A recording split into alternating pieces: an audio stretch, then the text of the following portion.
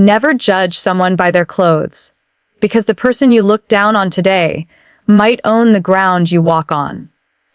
If you believe kindness and humility still matter more than money, make sure to hit the like button and subscribe, because this story will touch your heart and remind you what true success really looks like. It was a bright morning at the Karachi International Airport. The terminal was buzzing with energy, businessmen in suits tapping on their laptops, travelers sipping coffee, and families saying their goodbyes. Among them walked Amina, a woman in her mid-40s. Her clothes were simple, a plain cotton dress and an old shawl draped around her shoulders. Her hands were rough, sun-tanned from years of working under the open sky. To most, she looked like just another farmer woman from a small village. But no one in that terminal knew. This humble farmer owned over 2,000 acres of fertile land, supplying wheat and rice to several countries. Amina had built her fortune quietly, through years of sweat, loss, and determination. She wasn't a woman who flaunted wealth. She believed in earning respect through humility. As boarding for flight PK71 to Dubai began, Amina walked toward the first-class section. The flight attendant, a young woman with sharp eyeliner and a polished smile, glanced up and frowned. "Excuse me, ma'am," she said politely. "I think you're mistaken. This isn't your section." Amina smiled gently and handed her ticket. "No mistake, Beta, seat 1A. The attendant's expression faltered for a moment, but before she could respond, a loud, arrogant voice cut through. A man in a designer suit, Mr. Rehan Malik, a well-known business consultant, scoffed. "Are you serious? You're letting her sit here? She looks like she just came from the fields." The attendant hesitated, embarrassed. "Sir, please, let me check." Amina didn't argue. She just said softly, "I worked hard to earn this ticket. But if it's too much for you to sit near a farmer, I can leave." The words hung in the air like a challenge wrapped in calm. The attendant, pressured by Rehan's glare, whispered, "Mom, maybe economy would be more comfortable for you." Amina nodded slowly, gathered her small cloth bag, and walked away. No anger, no drama, just quiet dignity.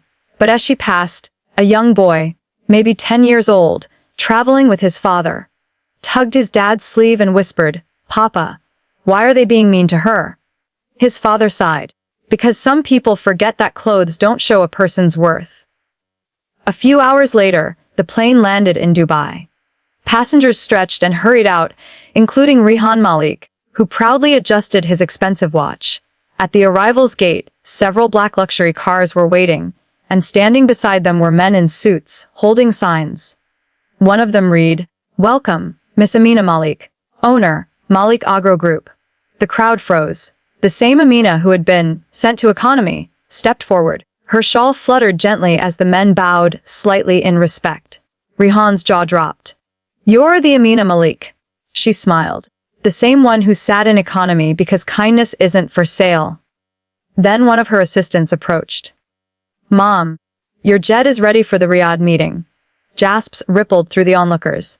Yes, her private jet, a gleaming white aircraft with Malik Agro, embossed in gold, waited just beyond the runway. Rehan turned pale. "Mom, I'm so sorry. I didn't know." Amina looked him straight in the eyes and said, "That's the problem, Mr. Rehan. You didn't want to know." Then, she turned toward the young boy who had defended her earlier. She smiled warmly and handed him a small wooden keychain shaped like a tractor. "Never forget," she said, "real respect doesn't come from status. It comes from how you treat people who can't do anything for you." As her jet soared above the clouds, Amina gazed out the window, her mind drifting to memories of her village. There was a time when she had nothing, just a small patch of land and a dream. After her husband passed away, everyone told her she couldn't handle the farm alone, but Amina refused to give up. She tilled the land herself, sold crops door to door, fought droughts and debts. When floods destroyed her first harvest, she started again, with borrowed seeds and a promise to her children. "One day, this soil will make us proud." Years passed. Her hard work paid off. From a single acre, she built an empire, not to show off, but to lift others. She opened schools for farmers' children, provided healthcare in villages, and gave jobs to hundreds of women who once struggled like her. But through it all, she never forgot her roots. Her shawl, her humble manners. They reminded her where she came from. A week later, Amina received a call. It was from Rehan Malik. His voice was trembling. "Miss Amina, I've been thinking about what happened. I was arrogant. I'm truly sorry. If you'd allow me, I'd like to work with your foundation. Even as a volunteer." Amina smiled. Apologies are meaningful when they change a heart. Welcome aboard. Rehan joined her agricultural foundation, learning humility the hard way. Over time, they became friends, united by a shared goal to empower rural communities. Months later, Amina stood at a youth conference in Islamabad, addressing hundreds of students. Cameras flashed as she said, "Success isn't measured by how high you fly, but by how many hands you lift while you rise. I was once looked down on because of my clothes. But remember, dust on your hands means you've worked for your dreams." The audience erupted in applause. Amina smiled, her heart full, as she walked off the stage. The same humble farmer who had once been told she didn't belong in first class. If this story touched your heart, hit the likey button.